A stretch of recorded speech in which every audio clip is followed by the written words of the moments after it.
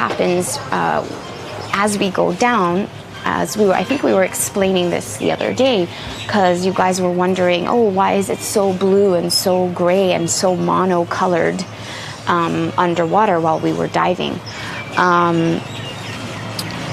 The light refracts differently underwater, right? We lose color as we go down. Water absorbs light, and the first colors that absorb in the water are red, yellows, and oranges, all of these types of colors. After 5 meters, you don't have reds, you don't have purples, you don't have oranges. That's why everything underwater, unless you have a filter and editing software after to bring back those colors, you see all blue. And our naked eye, we just see all blue. That's why when we were diving down with the drone the last couple of days, if Gaspar went up to the coral reef and turned on the light and shone the light of the drone directly onto the coral, then you could see the colors, the true colors of the coral.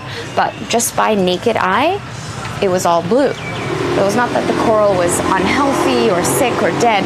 It was just that it's underwater. So Roy-G Viv, RYO, it gets instantly absorbed by the water.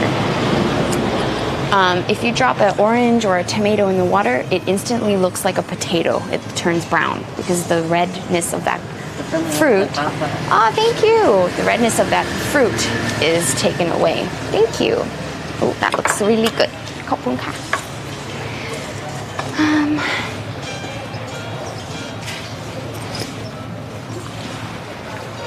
What is the lowest that a human being can dive without dying? So what is the deepest dive?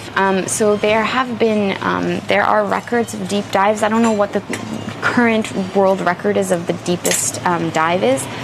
But when you're talking really deep dives, we're talking technical dives. We're talking weeks and months of preparation and planning. We're talking about mixing different airs, different gases. It's a very intensive process. It's no longer recreational diving like what we've been doing with you guys on stream. So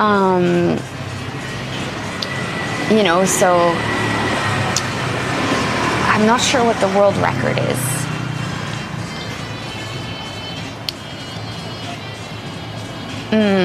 Someone asked if I could describe the bends. Oof.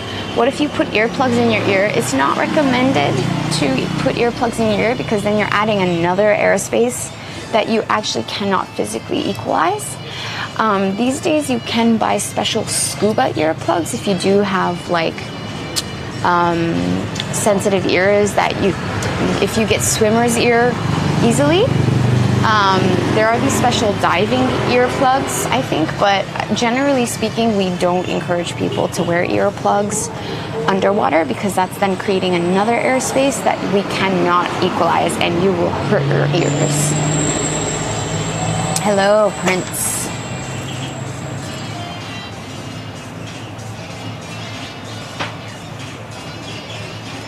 World record free dive is 214 meters. What's the world record scuba dive?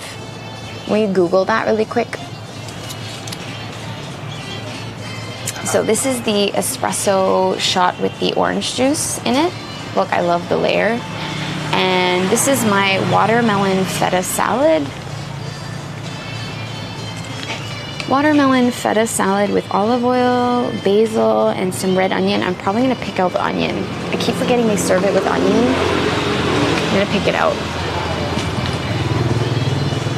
This is maybe a dumb question. There's never any dumb questions. Maybe they are, but this isn't one. Can you feel the temperature through the wetsuit? I know it gets colder the deeper you... Yes, of course. Of course you wear exposure suits to help you stay warm when you're underwater, but that doesn't mean you don't feel the temperature difference, of course. Another physics of water, we actually lose heat faster in water. It's actually a great concern as a diver. Well, obviously in the tropics, not so much. Exposure suits are worn mostly just to not get sunburned, but I actually get cold in this kind of water too, because even if it's 27, 30 degree water, we lose heat faster in water. And a wetsuit, what a wetsuit does, it creates So the neoprene just kind of stays on the top of your skin, and then between your skin and the neoprene there is a layer of water, and that water heats by your body heat and stays warm from the neoprene. So that kind of acts as like a semi-insulation, but of course you'll still feel cold at some point. I feel my threshold, even in water, like on Saturday and Sunday when we were diving, I was wearing a 3 mil, or was it a 5 mil wetsuit shorty. So short sleeved, if you guys remember what I was wearing. I was wearing a rash vest under it too, but I got cold after 37 minutes. That's kind of my threshold. Then I start feeling a little bit cold and I start shivering. Hypothermia is definitely a concern that you have to consider, and depending on every person, you know, one person, me for example, I know I get cold easier, so I know to layer up or just wear thicker wetsuits. It depends on who you are. Some people just go swim in their bathing suits in this type of weather, or go in their board shorts and a t-shirt, and that's it. But me, I know that I do get cold even in these tropical waters. So I do, if I had the choice, like my personal wetsuit, like the gear that I own personally, I always have long like surfer wetsuits that cover my whole arms and all my legs. I wear boots, I wear underneath, I wear layers as well, like, because I do get cold. Of course you feel the temperature. Just grow my leg hair out, but then I won't be streamlined. I won't be streamlined.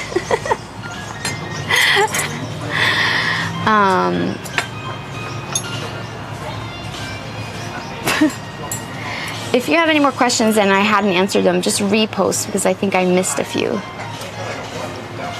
Thank you for all the questions. I'm very happy to share my knowledge with you guys. Oh yeah, it's protective. It also protects you from the sun. It protects you from, you know, all sorts, not just the cold.